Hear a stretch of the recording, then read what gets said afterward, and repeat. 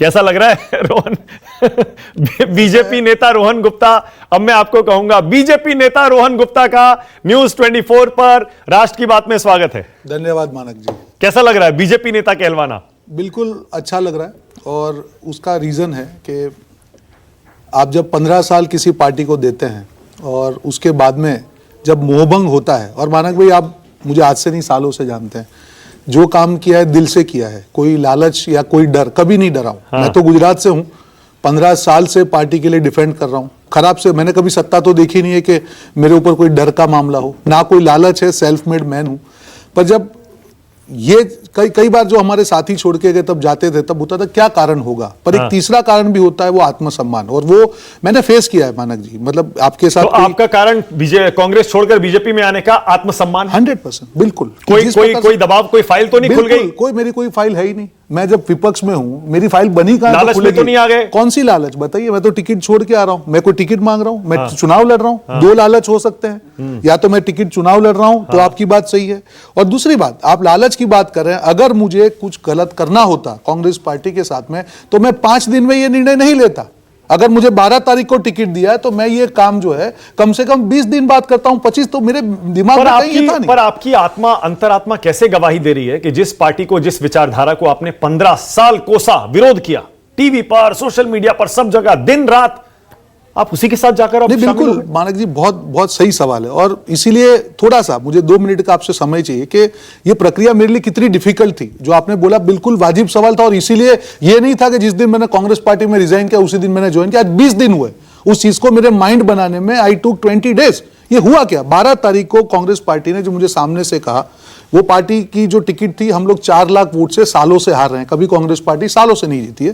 Party ने कहा कि रोहन आपको ये लड़ना है। मैंने उसको सहर्ष स्वीकार किया।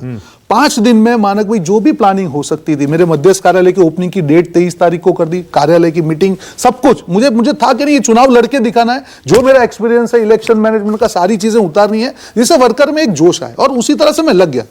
मेरे पिताजी 40 साल में कांग्रेस पार्टी में थे और उनकी तबियत ठीक नहीं थी, बाईपास सर्जरी 15 साल पहले हुई थी, और 3-4 दिन से मैं मनाने का उनको मैंने प्रयास किया। हॉस्पिटल में एडमिटेड थे। आखिर में उन्होंने रिजाइन कर दिया। उस दिन मेरा बहुत ज्यादा उनसे बहस भी हो गई कि पापा मेरा निर्णय मुझे करने दीजिए, आपके साथ कुछ हुआ है, मैं उसका रिस्पेक्ट करता हूं, पर ये मेरा निर्णय है। पर नहीं माने।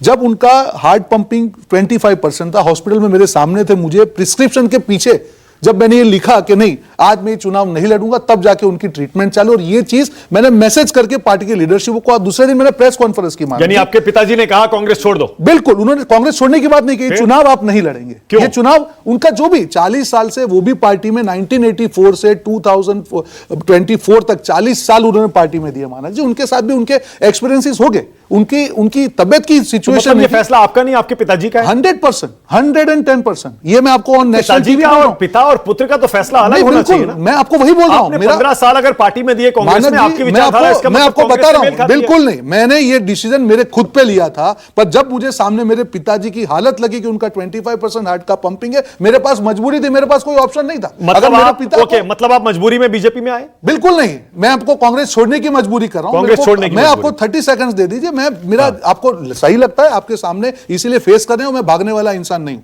जब ये हुआ तब मेरे पिताजी को मैं कन्विंस नहीं कर पाया। दूसरे दिन मैंने प्रेस कॉन्फ्रेंस की हॉस्पिटल के सामने से कि पार्टी जिसको मौका देगी मैं उसके साथ तन मन धन से खड़ा रहूंगा, और अगर मानक जी मुझे ये करना होता तो 20 दिन के बाद करता। ईमानदारी से मैंने वो किया।